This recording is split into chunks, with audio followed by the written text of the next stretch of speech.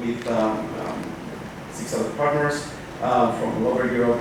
And it focuses to professional learning communities of school principals for the development of their leadership skills in order to better support and lead teachers within their schools for developing their teaching practices and set up structure for learning of teachers in their schools. The project goal, the overall goal is to rate the achievement of pupils in an inclusive setting as a successful integration of education in education of refugee children by enhancing the professional development of school leaders and consequently for teachers in their schools. So basically, for 3 years now, this project has been implemented in various countries, a number of professional learning communities within particular schools. We're very pleased that we have school heads or school principals from Sweden, Norway, Spain, Austria, and Germany with us to share experiences of how they run these professional learning communities in their schools. So without spending any more time on the welcomes and going to the first keynote for today, I would like to call Patrick Landström on the podium for his keynote, for his first keynote. Patrick is the Director of Education in Linköping Municipality in Sweden.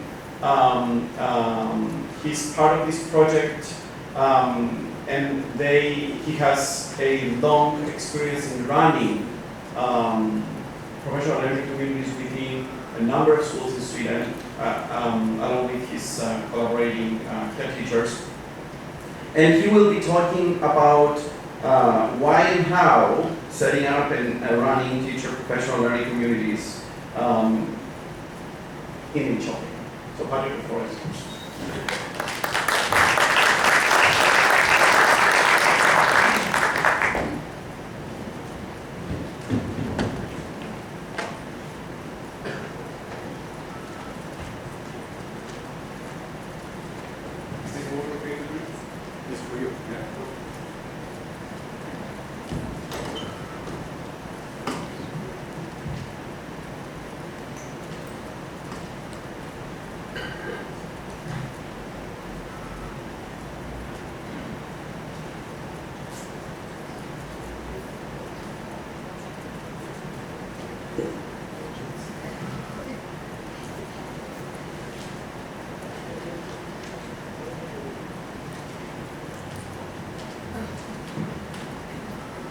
So, hello. I'm not used to standing with a microphone like this. I like to walk on the stage, but now I have to be still a little bit. Okay, thank you for having me having this speech.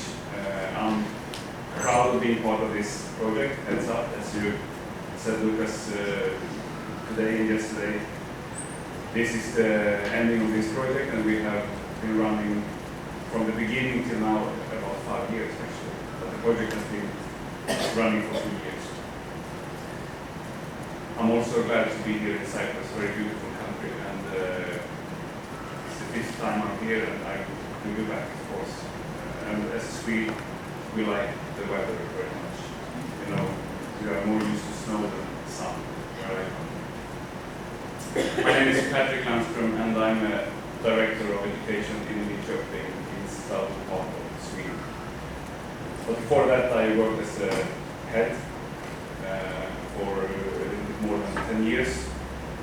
But most overall, I'm a teacher, and when I was a teacher, I teach in math and science subjects.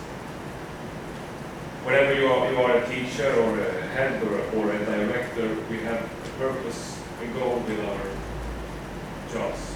We have to make the perfect possibilities for our students in any way. So that's what's driving me forward, and I think the same with you.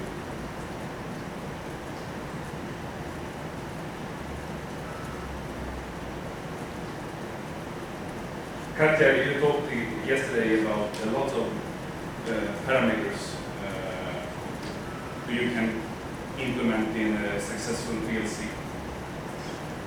I guess that most of you in this room right now sometimes thinks about what is a good PLC? What is it about? I don't feel the growing learning when I'm sitting in the PLC, or I don't understand why we're doing this. It's perfectly normal if you feel like that. Because exactly as Katja says, you have many things in the PLC that actually is important. And even you said, Lucas, I have long experience, because I have, but I still think it's difficult, it's hard, and it demands hard work. But I would like to emphasize this quote. Among others, Stephen Katz used to use this short definition of what's most important with a professional learning, or professional learning, so to speak. Professional learning is about changing your way of thinking and doing in a permanent way. Think about that for a few seconds. Changing your way of thinking and doing in a permanent way. You know, if we don't change our way of thinking, okay, we don't change our way of thinking or doing, then of course we do exactly the same as before. And if you do exactly the same as before, we have no development. And if we have no development, we have no school development. And if we have no school development, we can't meet the needs of our students. So if you think in those steps, I think it's very hard not to go on this, go for this. And this is what's hard with professional learning. Most of us don't like to change our way of thinking because it's difficult. We talked a lot about that, Katja, in our group, often when we sit down and chat about it. Because most of us have fixed ideas about what's good or not, or what's not good.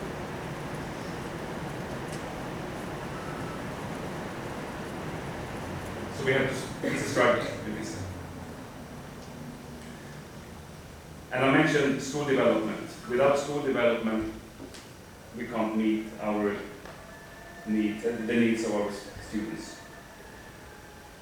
And school development, we can say it's the umbrella, and under school development you have, among other things, structured PLC. I would like to emphasize that. I think it's very difficult to reach our goals if we don't have that structure. But you have to ask yourself, what focus do you have at your school? Do you analyze the actual results of your students? How do you know that your school actually leads to adjustments in the classroom? Do you know that? If don't, do your work leads to better learning, or is it the same learning as before? And do you focus on the right issues? Helen Kimberly once said, it's hard for most heads to get teachers working together towards one direction. For a teacher that's not used to work with common goals, it can be difficult to see the needs. And this is what this is about. You have to be sure that, if you're a head, for example, you have to be sure that your teachers understand why we are doing this, what the needs are. In the same way as a teacher has to get her or his students along on the train. It's the same for a head. And actually it's the same for me as a director. It's sort of the same for me as a director. If you want to reach far, we are much more stronger if we can work together. And if your focus is, as a head, that you want your staff to participate, to be here and listen, but you're not sure if they understand why they are here, why they're doing this and what the needs are. Well, I think there will be not so much development at the school, because when they go from here, they will do exactly the same as before. I do, and I think you also do that. So it's really hard work working with school development, and one of the most fun things to do, I would say. I give you one very simple and short example about the difficulties. A couple of years ago, I sat down with two heads at my department, and we discussed their main goals. Why are you focusing on those goals, and what are you thinking about your school development plan? And they presented to me 3 goals. I show 4 fingers. So 3 goals. Well, I felt in the discussion that they wasn't so sure about it, but they was very polite, and they showed me the goals, and we discussed it. 45 minutes later, after even more discussion, I realized that they talked about other issues, other problems, other needs than they, in the beginning of the meeting, told me was their aims. And I asked them after a while, okay, you are presenting these problems, but a while ago you said that these were the aims. How is that connected? And they sat completely silent in the room because they hadn't understood it. And I also think that's very common. I recognize that in my own work before as I was ahead. To analyze what the needs actually is one of the hardest things you have to overcome as a head together with the teachers. And Michael Fulham emphasizes that the school development plan should not be more than 1 page, because if it's too broad, if it's too much information, if you reach too far, nothing will happen. So be slim, be focused, and be sure that your analysis is grounded in the real needs. And what makes difference is when you as a head owns the school development together with your staff. And this is the big challenge. After 3 years in HeadsUP, if not before, I now really realize that the cultures and the possibilities in all the countries in Europe differs. We have different school systems. So talking to European participants like you, hits you in different ways. But I beg you to try to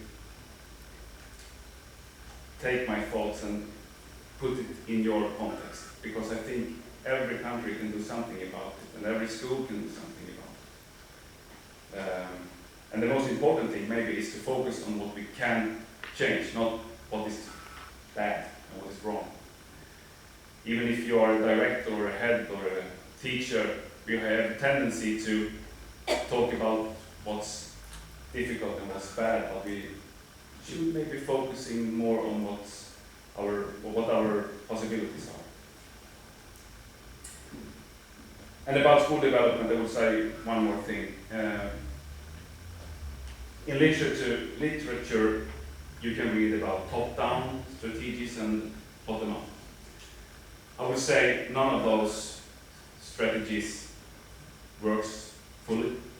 I would say top-down is quite worthless. If I told you here now, go out and do this because this is important and I trust you to do this. In 2 years, I don't think so much would happen. In the same way, if we go for bottom-up, okay, it's a good strategy in one way. The teachers is capable to develop themselves, they see the classroom structure and they know the students. But if you have an analysis that shows you where to go, how can you assure that you reach this goal if everyone do whatever they want. It will spread like thousands different ways, in that thousands different ways.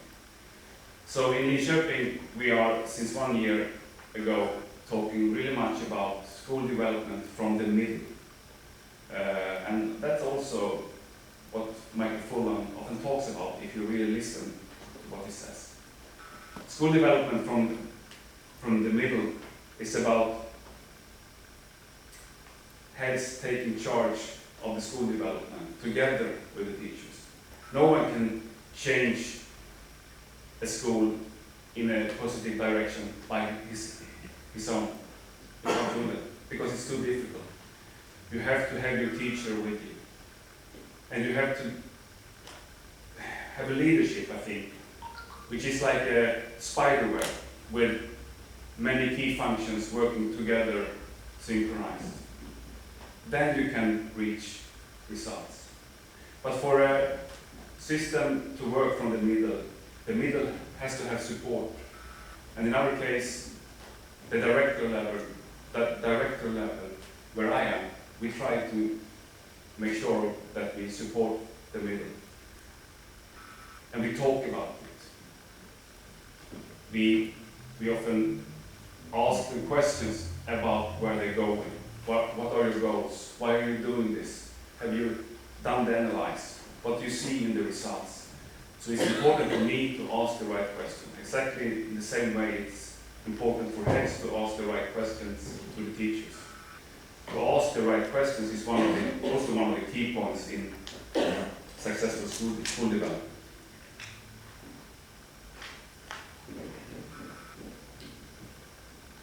So why is professional learning so important? Anne-Berit, you talked about when we were in Trondheim. Where is Anne-Berit? There you are. We talked about 3 levels of learning. Communities, learning communities, and professional learning communities. And all those steps has its value, I think. But to reach the professional learning communities, you have to struggle hard, and it takes time. The thing is that we can always improve. I like this quote: don't struggle to be a better teacher than everybody else, simply be a better teacher than you ever thought you could be. And you can put this thought on every level, director, head, teacher, whatever. We can always be better than we thought we could be. But the most important thing is that every child, every pupil in our schools deserves the best education they can get. And it should not depend on who the teacher is, or what school they go to, or what special needs they have. We must always strive for equity and to meet every child, whatever their needs are.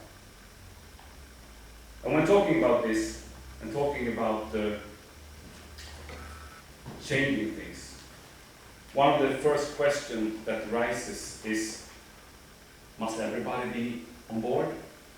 Do everybody has to be in the work together, or is it possible for Luca to say, I'm already there, Patrick, so I don't want to be part of this development team? Is it okay, or do you have to get everybody on board? And how easy is that? Take 3 minutes, talk with your neighbor. What do you think? Is it okay to focus on the one who are engaged and want to learn, or do you have to have everybody on board? Think about that 3 minutes and talk about it.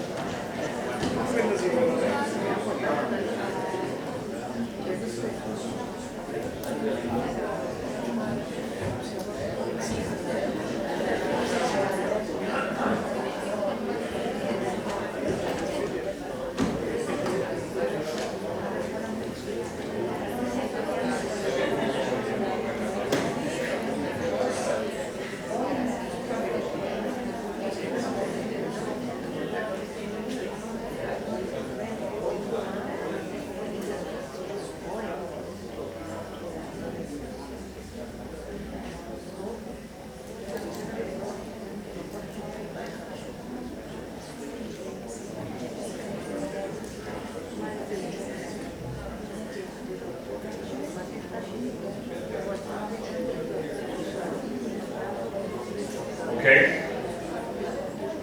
I just looked at the watch and realized that the time is ticking fast. Anybody who want to say something? Usually not like that, but if anybody wants to share their thoughts about this.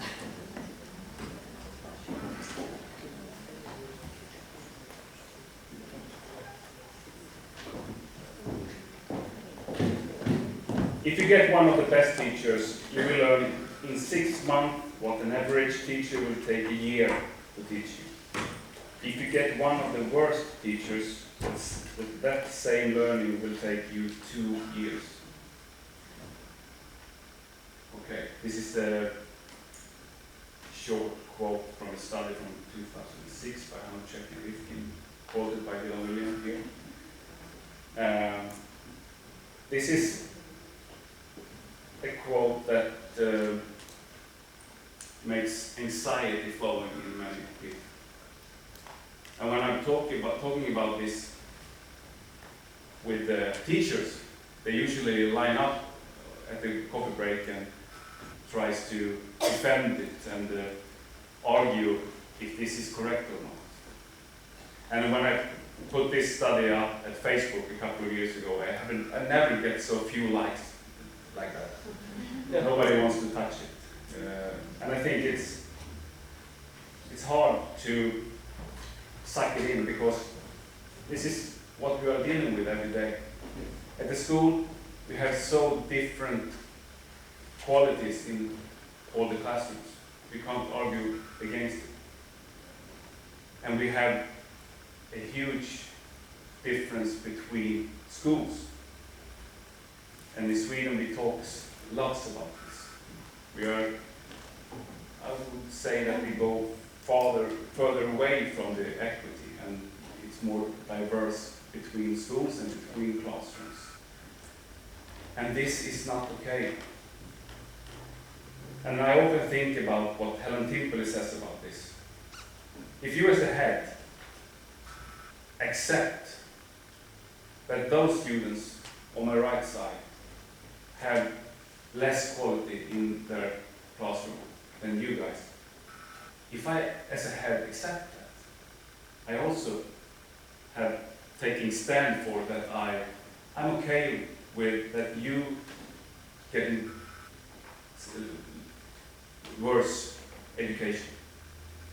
And as a head, we can't accept it. It's impossible. It's our work to work with every child, to meet every need they have.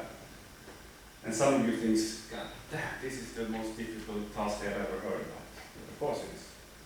And I'm not saying that you will succeed, but I'm saying that you have to have that vision, that morale, what you say. Because if not, I don't know. And with that said, I think you have to try to get everybody on board. Many years ago, when I was a teacher, and I was sort of head of a group of teachers, I remember one time we was about to start a project. I don't remember the project's aim, but it was a project. It was quite interesting, and you know how it is. Me and some of my colleagues immediately knew that those 3 teachers will be very pessimistic and very negative. And we discussed together, should we try to get them on board? And I remember myself saying, no, we can't let them destroy our goals and our thrive forward. Today I will never say that. Then I thought it was okay. Today I can't stand by that, because maybe, if your aim is correct, remember that also. Those students who have those teachers will have less quality in their teaching. So, with that said, also the analysis of what you are doing is extremely important. If you are doing something that is not so important, well, then you can leave them outside. I'm talking about the really strong needs of your school and your students.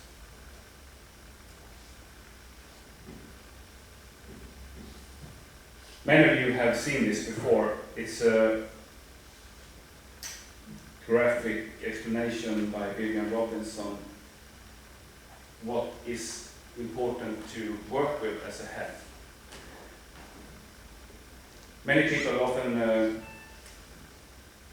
misinterpret this because they think, okay, resourcing strategically, for example, is not so important, and that's not the case here.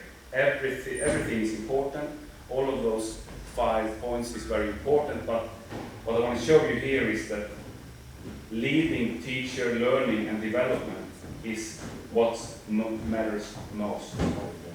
It matters more than establishing goals and safe environment and quality teaching.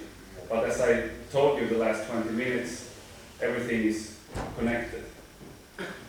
But you have to make sure that you put up the structure at your school to make the teacher learn together.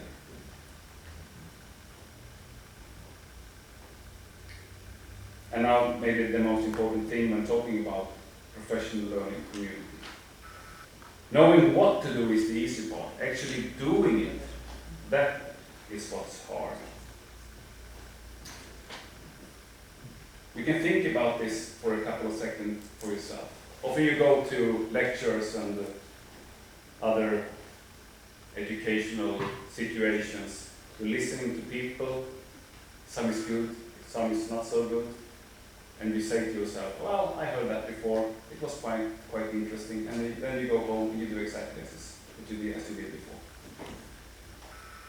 And for years, for decades, we have had that visualization that if you just tell people what is important, we will have change.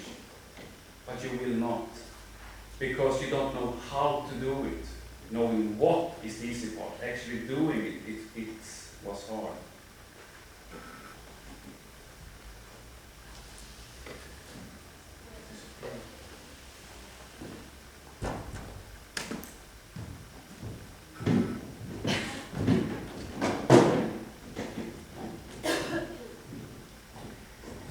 For example, knowing that formative assessment is important. Today, every teacher has heard about it. I think every teacher would, if I asked them, said, yes, formative assessment is good for the teaching, so it's good for the learning. But that's not the same as everybody working with formative approach in the classroom.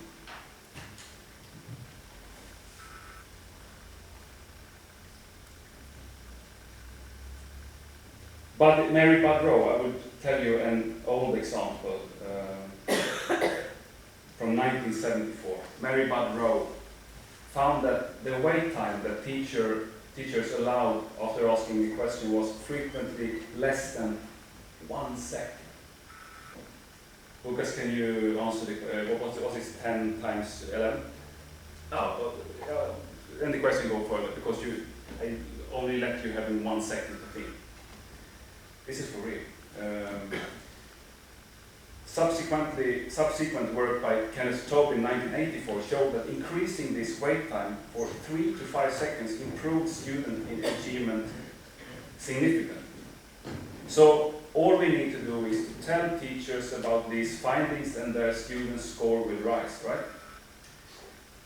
But that was not the case. Most teachers, especially then, the 70s and 80s, have heard about this research on wait time, but they still allow less than 1 second for students to respond in many cases. What I want to say is knowing what to do is the easy part. Actually doing it is what's hard. One example from my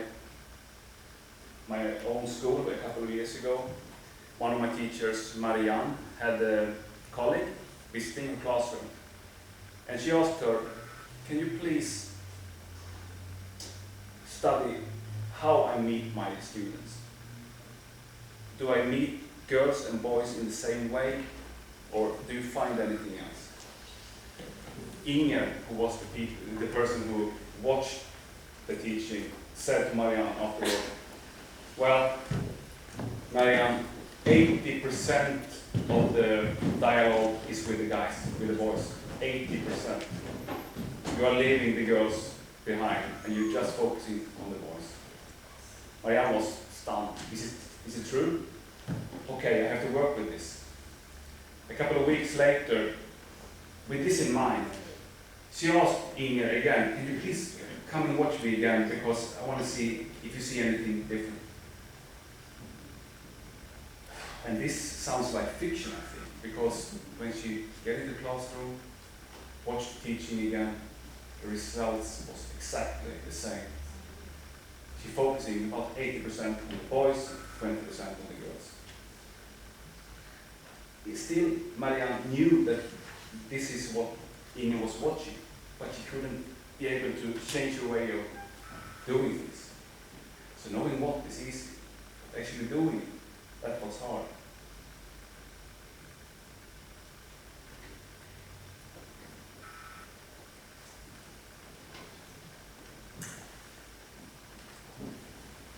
And here you have the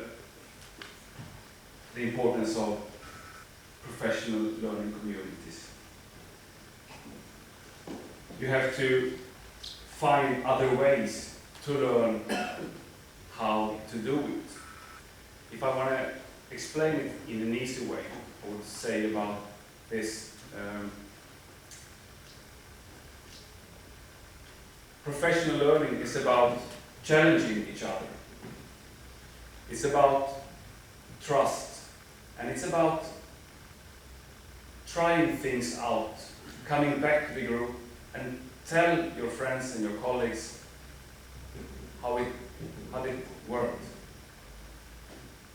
and make constantly adjustments when you are struggling for the goals you have set. So the key is to try out things. You know, if you are a football coach,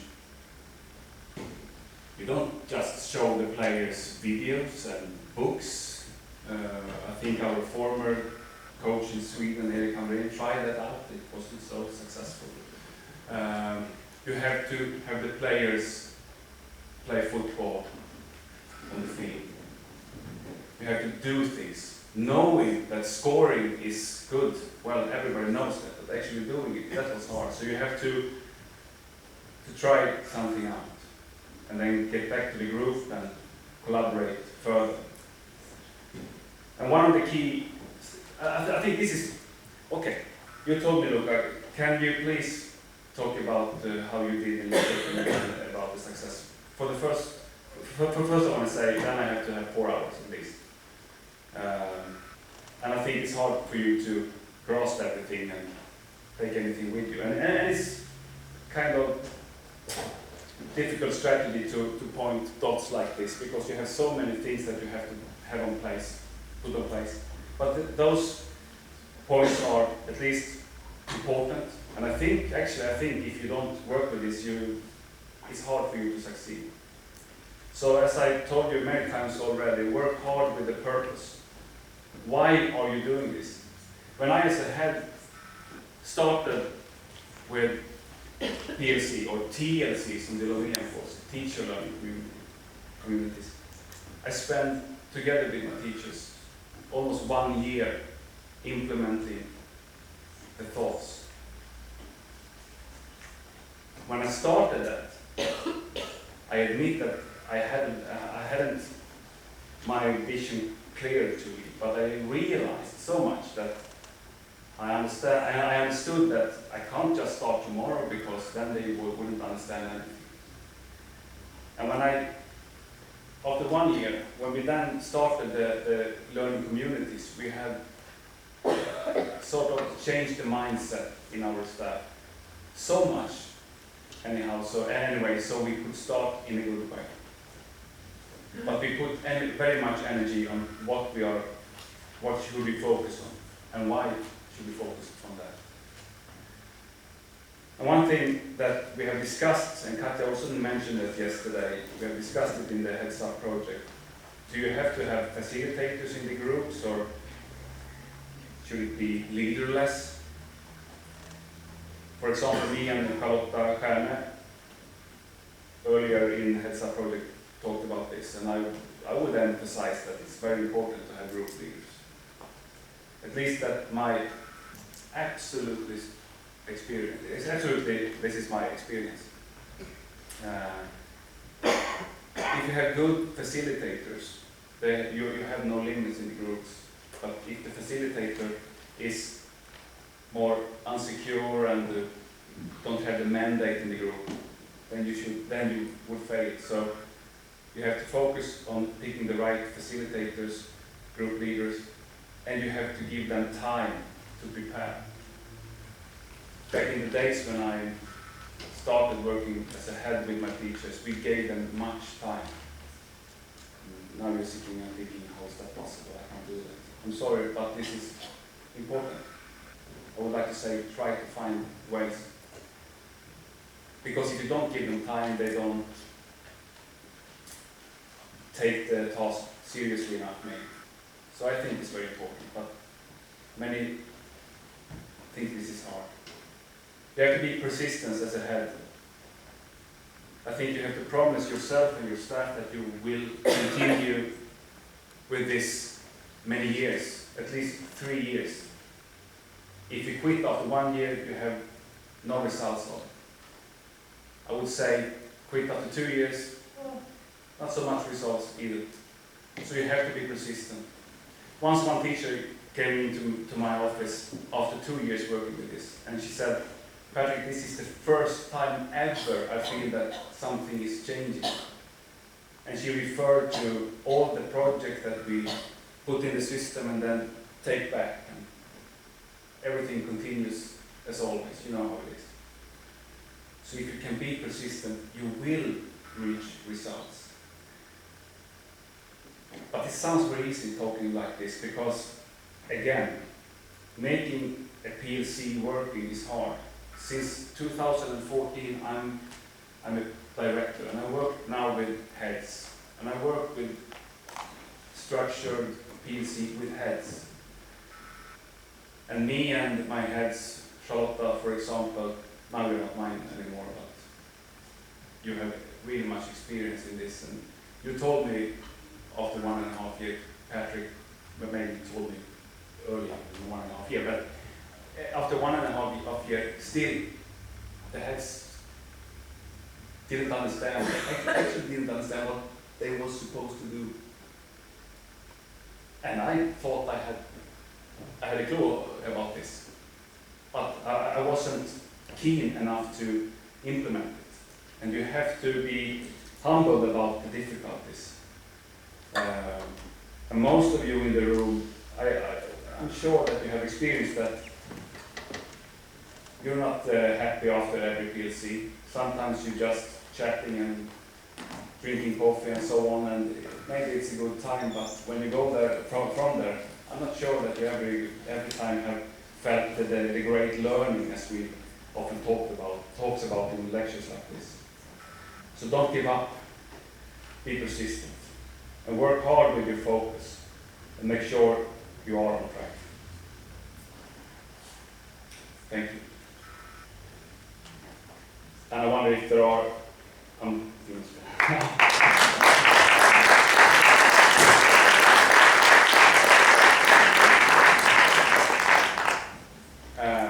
are there any questions?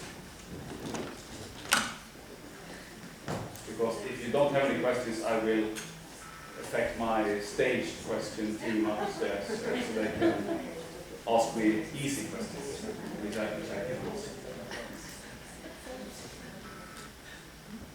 Please ask me one simple question. It's fun. Yeah. Honestly, it's not a question, it's just a feeling. Okay, if I might share that with you. Yeah.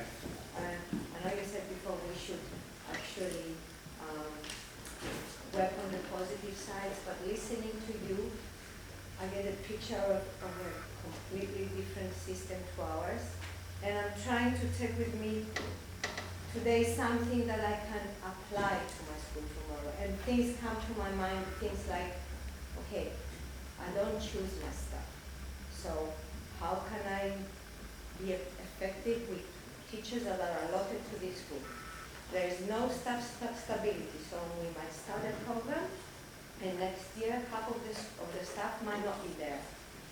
The only time we are together, the whole teacher group of a school, is 40 minutes per week, and that time is mostly allotted to running affairs. So, although there's a lot of will, we also get very, very disappointed because we come here, we listen to these wonderful things, and we really want to do it. But there are so many limitations that our wings, our own wings, are suffering. Not to say I can't, Yeah. but I understand, and I know a little bit about the system in Cyprus, talked a lot about with Lucas, for example. I want to say a couple of things. As I said, I understand your frustration. I think like I would recommend thinking like this. You can't choose your staff. Well, in some way, we can't do that in Sweden either because we have a teacher shortage and it's growing massively. In 10 years, I don't know how we will manage to run our schools because we have too few teachers in our system. So in some way, some schools who are not the most popular, they have to take a teacher that is applied. So they can't choose in that sense. And the stability, it isn't what is used to be 15 years ago in Sweden. We have so many transfers between schools. And it's a fragile system. Sometimes if the teacher, this is too hard for me, I change school. And the heads are tripping around and trying to keep the staff on board. But I think like this, even if you don't choose your staff, you have so many potential in most of them.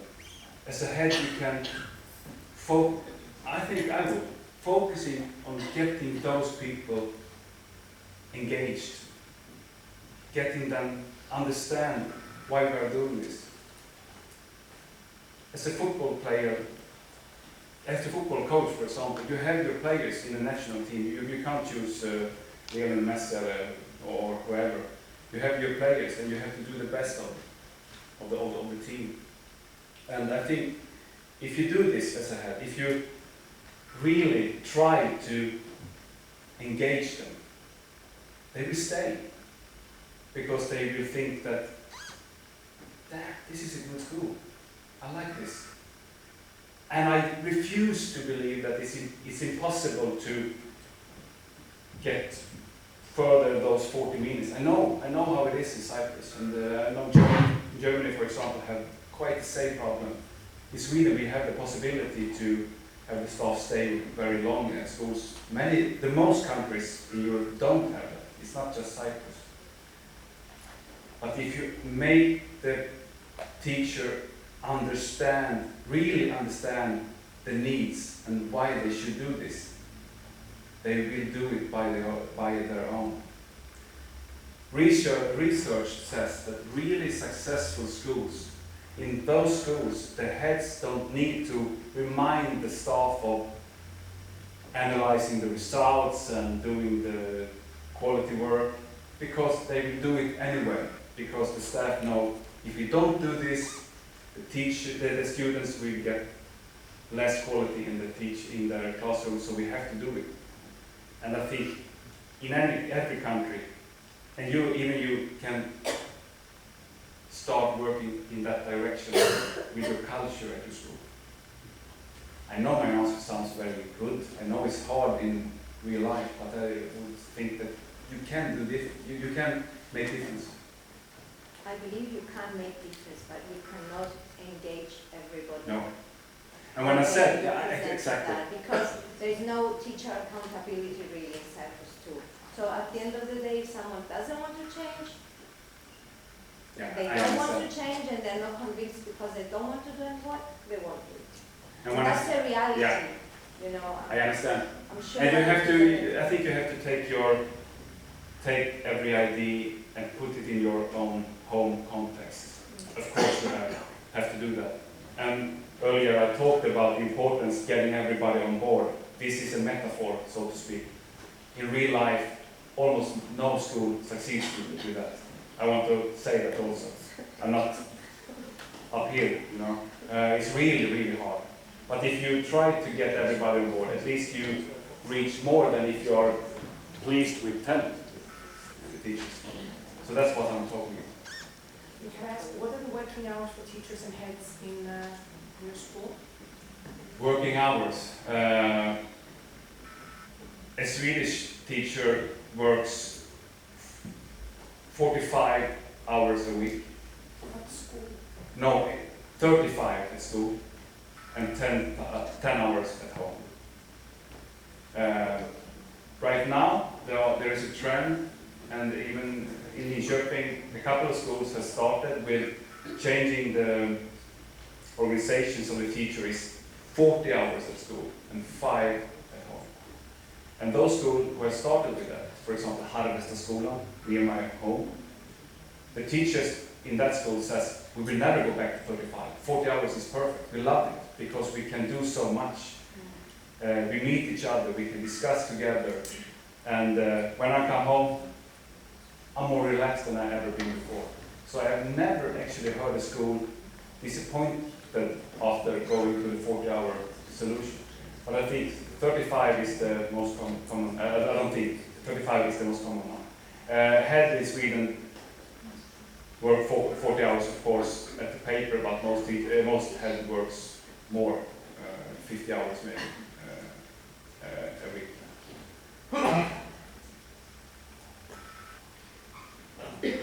One last question. I heard from you that you have so what's the reason for that? Once again, I didn't. I heard you say that in your country you have a teacher shortage, and that appears in many countries. What's the reason of this, in your opinion? Yeah, that's a really, really important question. I think, it's a hard question. I think the last 20 years we haven't listened enough to the teachers. We haven't listened enough to the people in schools. The politics are struggling against each other. We'll never come up with some common solutions. And this hurts the system. The media, the picture in media is too dark. We just talk about what's bad, not what's good.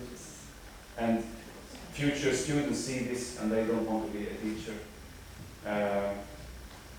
In some way, I think we have changed that picture a little bit. But the most important challenge is that we have too few citizens in the country. We have too few people to choose among. So it's a double problem. But for example, I talked to Morten yesterday, and I talked to heads from Finland, for example. And what I realized is that Norway and Finland, they have a more brighter picture. They talk in another manner about schools compared to Sweden, that we, for the last 15 years at least, have a very more dark picture in the media, and it hurts us. It's very fun asking answer questions. Can we take one more? Sure, it's Yasmina. No, it's not a question, it's more like a statement, because I had my colleague asking a question about the amount of, let's say, the number of hours that go into teaching or school, in the school. I was just about to say that we have an international service called TALIS. Maybe you're familiar with this. It's the Teaching and Learning International Survey. And the results of this 2018 cycle are publicized in June. And this survey has collected data from teachers all over the world with regards to their working conditions and the hours they work in schools, etc., etc. So we're going to have some very interesting comparative results from Cyprus teachers as well as teachers from around the world. So we indicate, let's say, how many hours they how much time they invest into administrative tasks as well. So for those of you that are interested, I mean, this is going to be interesting to look at in June. And this data comes from secondary, lower secondary teachers, it's still level 2 or 3 numbers. You know, it helps if you consider how we do compared to how teachers all over the world are doing with regards to their working context. It's lower secondary. Lower secondary is a survey that collects data from teachers and from school heads. And it's based on 2 questionnaires that have been delivered to the school teachers teaching lower secondary education and school heads in those schools. And it asks these people to tell us about what they do in classroom, what they do in school, how many hours they, like 16 hours they put into their work on a weekly basis, and it's really interesting. Thank you.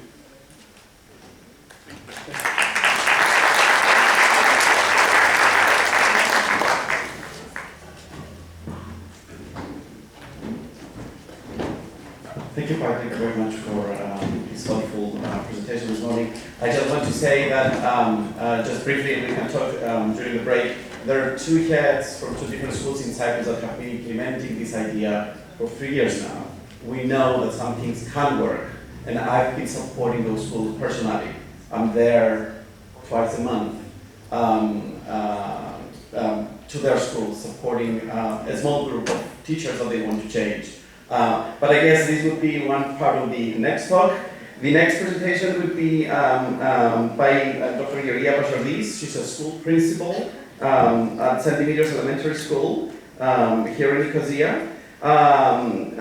Georgia's school has been working with HeadsUP project and has a PLC that I support on a regular basis for almost 3 years. 3 years now, so with no further ado, I'll give the podium to Georgia.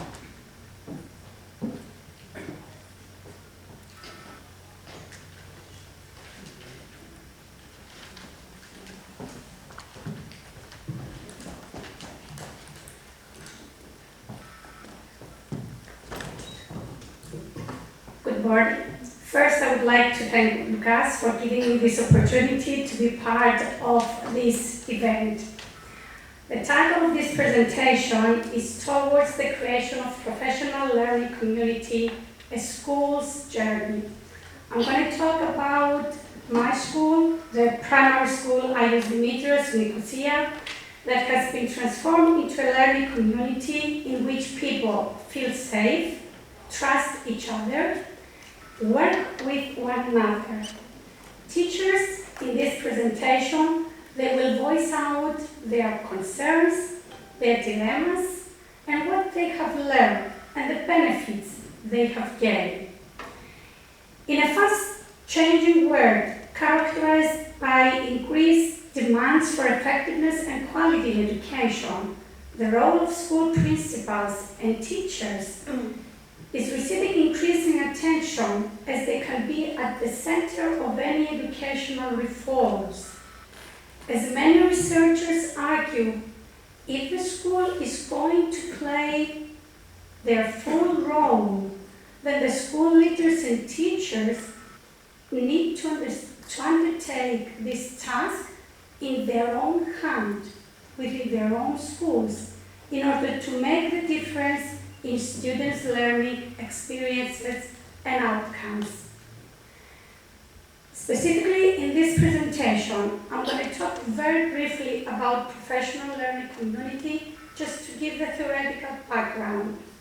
Then I'm going to talk about the PLC journey of my school and say a few things about the main milestones, I would say, that we followed during that process. And then, in the third part, I'm going to have some concluding, reflecting remarks in order to identify the main lessons learned.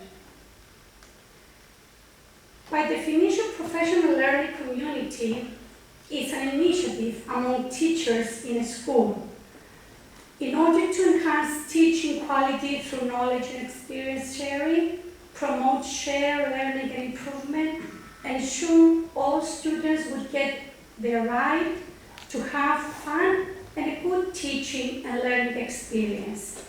It's a good learning practice and takes place continuously in a school. We stay focused on that initiative all the time as school leaders and as teachers in order to improve students' academic achievement, which is the main goal of schooling. Professional learning communities promote and presume key knowledge society attributes: teamwork, inquiry, and continuous learning. Learning is the heart of schooling for teachers and students. Teachers can learn in many different ways at school. According to Stolen Fee, there are at least 7 ways teachers can move along the learning curve. Rehearsing, meaning practicing teaching skills, reading, researching about practice, risking, trying out new ideas, and reflecting, learn about your own learning. Reflection is central to the development of deep and profound learning. It's pivotal to successful professional practice, and the main purpose is to inform future thinking and action. Reflection can be enhanced when teachers work in a very supportive environment where their collective focus is on improving teaching and learning, and that seems to be more effective in achieving their goals. Of course, the role of leaders is equally important. Leaders try to create more leaders. They don't create followers. And that brings me to the next slide, just to state or to identify what are the main leaders' main actions in PLC community. To develop and communicate a shared vision, something that we just heard in the previous keynote. To plan and provide time and materials to teachers to support the process. To give continuous and focused assistance as needed in content area, and to monitor the progress always with the staff. Some preconditions I feel are really important when a school decides to move to this practice. A positive collegial culture that fosters teachers' collaboration and empowerment, strong leadership that supports innovative activities and provides time as well as resources to be implemented, useful and relevant information from multiple sources, and trust. That's the number one among colleagues that supports teachers personally and professionally. And trust increases commitment.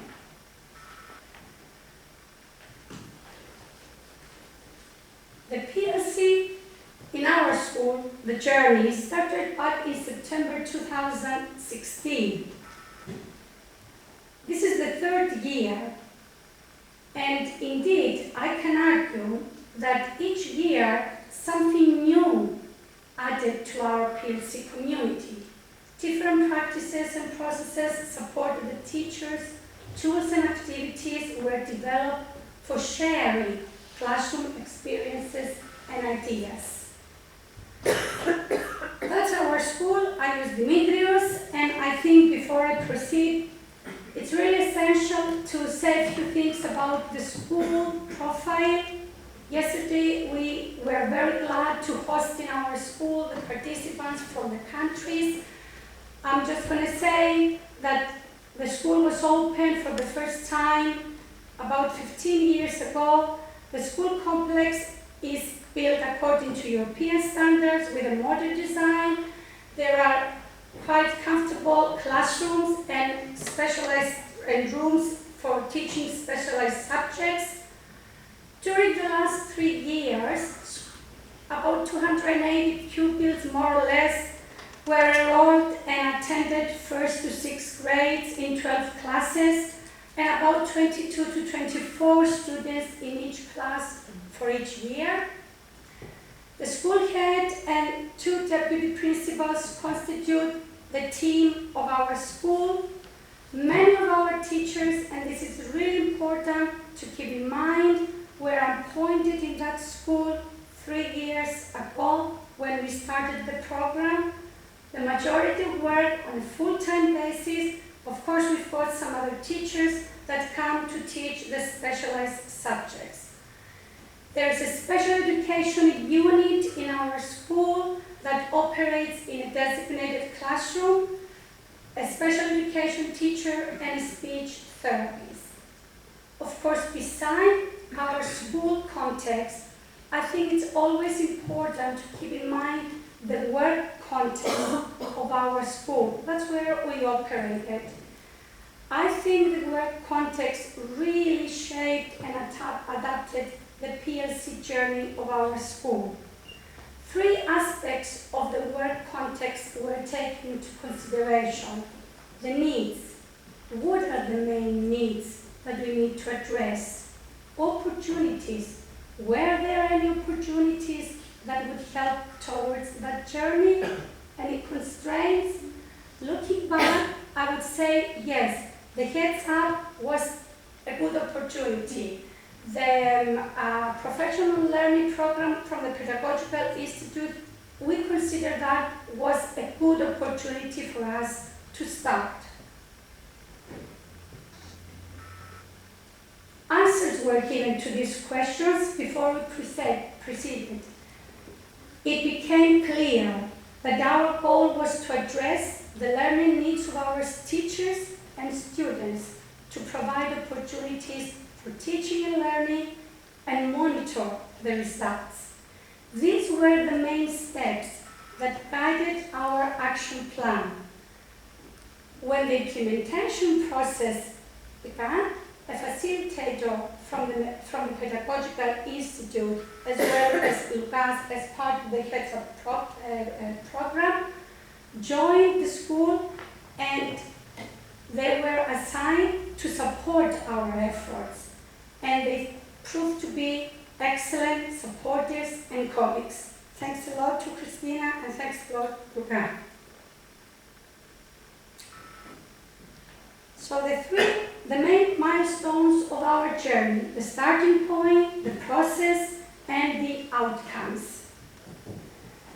First, we attempted to identify the school's goals. For this purpose, different tools were selected and used. Specifically, a survey was given to the staff so that teachers can formally indicate what they want and need to learn. For example, teachers were asked to identify, based on the questionnaire that was given, on issues, on statements regarding planning, teaching practices, routines, the classroom climate, in order to specify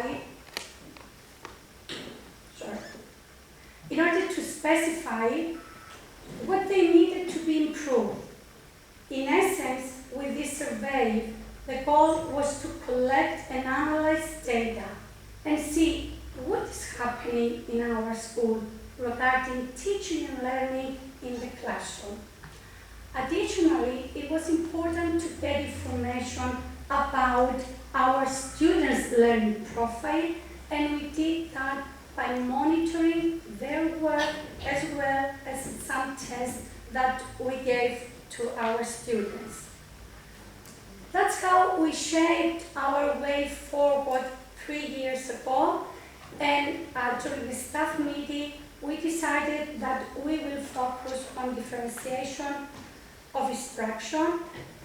Just to put it simply, differentiation allows all students to to access the same classroom curriculum by providing entry points, learning tasks, and outcomes that are related to their needs.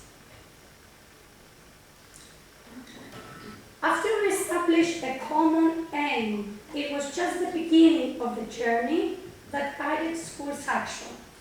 Specifically, the professional team of the school head, the 2 deputy, the facilitators that I have mentioned before, outlined the next steps that helped the whole school community to establish a core knowledge about school's priority. It was really essential. Weekly meetings, staff meetings, discussions, formal and informal dialogues, dissemination of related to the topics readings were few ways that were incorporated during this phase. At the same time, equally important was to bring experts in the school to talk about school priority. Really, the teachers felt that their training was really relevant and practical to their work. I'm going to mention a few comments that our teachers stated. We have clearly comprehended and wanted to implement the various strategies, techniques related to differentiation. I feel more comfortable now after the initial training that took place in our school, and I'm anxious to proceed with the implementation. The second objective was to initiate the plan and act upon it. Now the teachers are not only the learners, are the doers, and as we've heard before, that's the difficult part. Teachers as doers felt quite confident to work with their colleagues, especially those that they have taught the same grade level, to plan together their lessons based on the differentiation principles and to implement teamwork and teaching. Teamwork really keeps the professional learning committees vibrant. Here are some comments again, my teachers' voices. The exchange of views, the design of modules, the meetings, the informal and personal meetings with the facilitators, reflections, proved to be very effective ways towards our aim. Another fundamental part of the whole process was the review and assessment. Teachers now, as reflectors, were engaged in dialogues, in self-evaluation, and in feedback activities. Really, reflection can be a very dynamic action because it gives opportunity to observe, to think, review, analyze, discuss, exchange, along with the feedback. Feedback is a key strategy. As teachers, we know that its primary purpose is to provide informed, objective advice based on evidence to support analysis of actual performance, and it needs to be specific, detailed, systematic, and challenging. Again, here I have my teachers' voices. They felt that they are able to tie theory to practice, both in their lessons and in attending lessons of other colleagues. They felt that there is a pleasant, productive climate in our school and they were able to share with their ideas with their colleagues in a context of mutual support. They developed a sense of responsibility. They felt very comfortable and effective to incorporate differentiation into our school, to their lessons. Reflections and lessons observations have helped them to create their own philosophy in our school. I feel I have become a better teacher. I feel I have been more sensitive to my students' learning. I feel that I can design a lesson emphasizing differentiation. Really, the whole process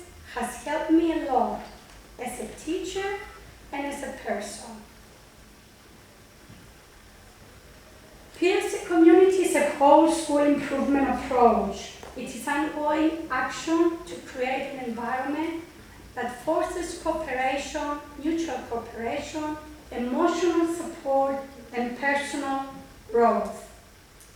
Reculturing schools toward professional learning community is a continuous improvement process that requires a systematic and sustained effort and starts from where each individual school is. Because the approach one size fits all is totally inappropriate. One size doesn't fit all. We need time, we need to be persistent, we need to be patient, and that reminds me of the Chinese bamboo story. When we plan it, nothing happens in the first year, nor in the second, nor in the third or the fourth. You don't even see a single green shoot. And yet, in the fifth year, in a space of just 6 weeks, the bamboo will grow 9 feet high. The question is, did it grow 9 feet in 6 weeks or in 5 years? Practicing PLC faces quite a number of challenges. I'm just mentioning a few of those.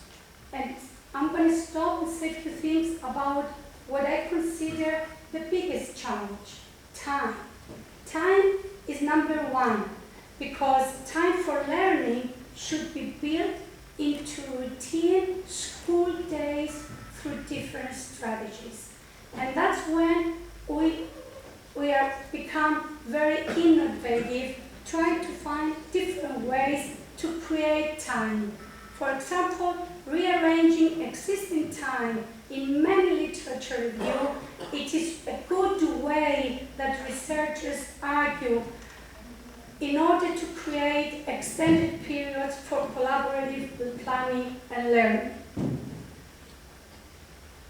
Through the lens of my personal reflection, I believe that this journey brought together the knowledge, skills, and disposition of teachers in our school to promote shared learning and improvement, as well as a range of collective capacities that school leaders can foster and develop. These collective capacities should work together to put the vision into action. The school community that proceeds with such an initiative puts the teachers in the driver's seat, and they all experience professional learning as part of their work routine, learn side by side with one another. The benefits of this ongoing process are really significant. Collective responsibility, renewed knowledge, practical application of new knowledge, ongoing learning, commitment, collaboration.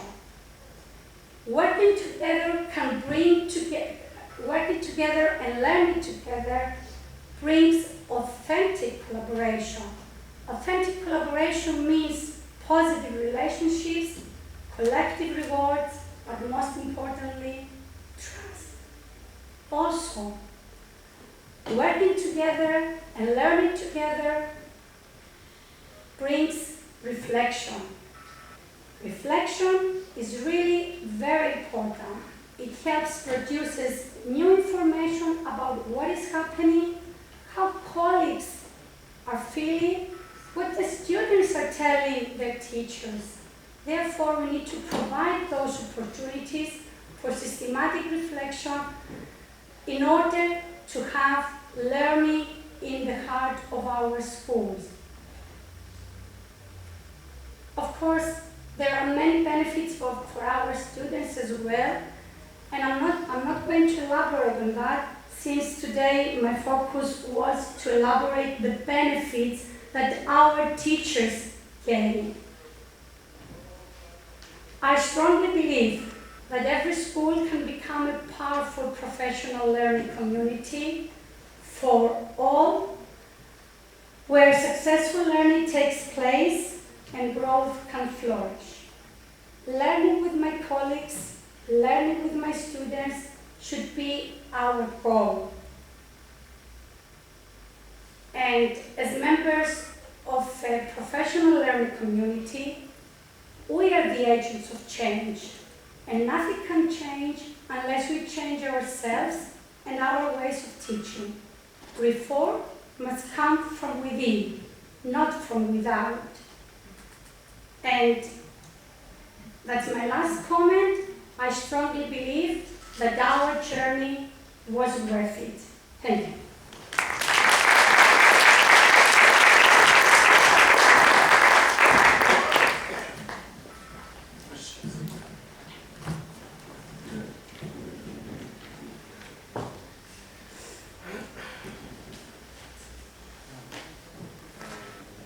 Thanks for this very inspiring presentation here. I think that we're all happy with your school's successful story in professional development of teachers. And it's completely understandable that your main focus was that and not the results. But in one of your first slides, you mentioned something about monitoring progress and measuring results. And because we also heard earlier that quality in teaching equals better learning, could you please give some time to explain if and how you monitor progress and measure results at the level of students learning? Well, we all know that there are different ways to do that. Just to mention one way that we do on a regular basis. At the beginning of the school year, we run the test just to see where our students are. We keep monitoring their individual work quite constantly. Then we have another test that we try to develop along with our facilitators, and that was the main role because we try to tie differentiation and assessment. Those things go together. So we run as well in around February, March, again tests to see their progress, especially in the areas that we emphasized the previous months and then at the end of the school year. That's the whole process. Now it became like a routine for our school teachers. Before I heard the previous keynote saying that the teacher, you don't need to tell your teacher to analyze the results. And that's the situation. It's like they know they're going to do it in order to monitor the progress. It's part of our culture. That's one way to do that. And we do have results that we will present in the conference, the upcoming conference next week, in 2 weeks, where we're going to say our students' voices and the results based on this initiative. I'm looking forward to that. You're most welcome. Excuse me, were the tests usually standardized for all your students despite the differentiated learning? No, we developed some differentiated tests as well. Do the parents know they're differentiated? Of course they do. They should know. They should know, of course. Thank you.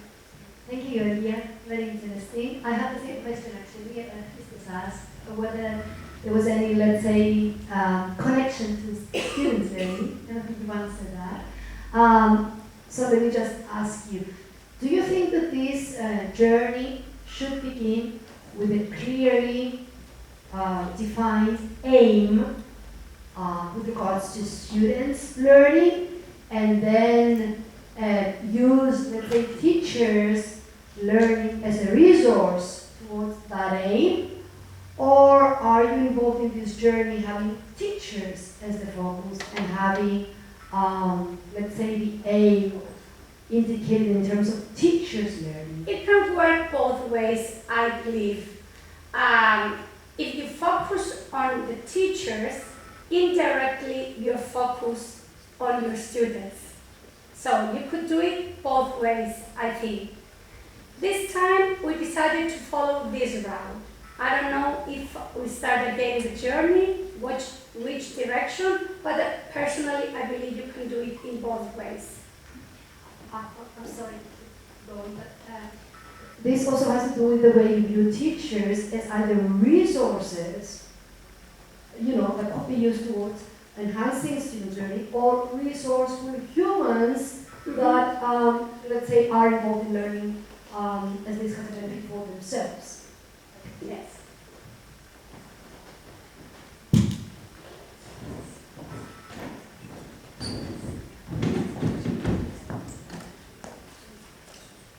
Thank you, Georgia. Both Christos and Vasilina partly asked what I have in mind. I'd like to go a step further and differentiate. It's the same question that I asked Vasilina yesterday. About Lina. When we say students learning, of course we want any initiative in the school, professional development, professional learning, PLCs, whatever you call it, to help raise, to care for student learning. And when we say student learning, we need to get clear as to what we mean. It's not behavior. It's something to do with the achievement. So, you describe how your teachers analyze the students' results, etc. Teachers do it in any school, anyway. Don't be so certain. This is what they're required. My question is clear and straightforward. Because of this initiative in your school, the success story, so to speak, have you seen progress in student achievement, and you have data? Of course. Let's And hear that wasn't the purpose of this presentation, to show my students' progress. But do you have data? Of course we do. We do have at school. And we have quantitative as well as qualitative data to prove that there was a good step ahead. And we're looking forward to improve that even better. Thanks for your question. Any more questions?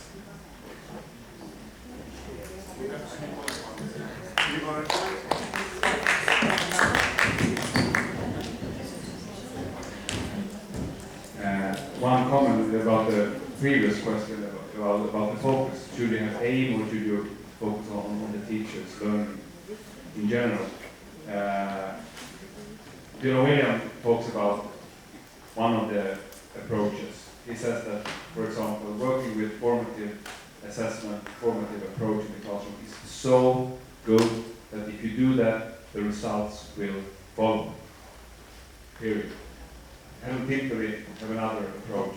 She says that the teachers need to really carefully analyze what the needs of the students are.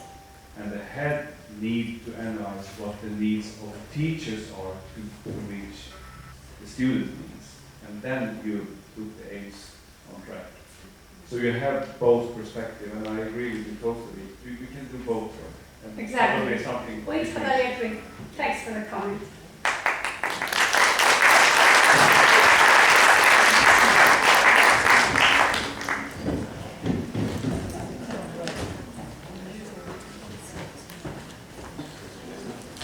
Thank you very much, Yulia, for your keynote this morning. So a coffee break follows, and then we're breaking at 11 and 10 minutes. The schedule says 11, so let's make it 11 and 10 past 11. We're breaking into workshops. The workshops are happening in the building, again, like yesterday, opposite this building. Once again, on the left building, not the cafeteria. On the first floor, you just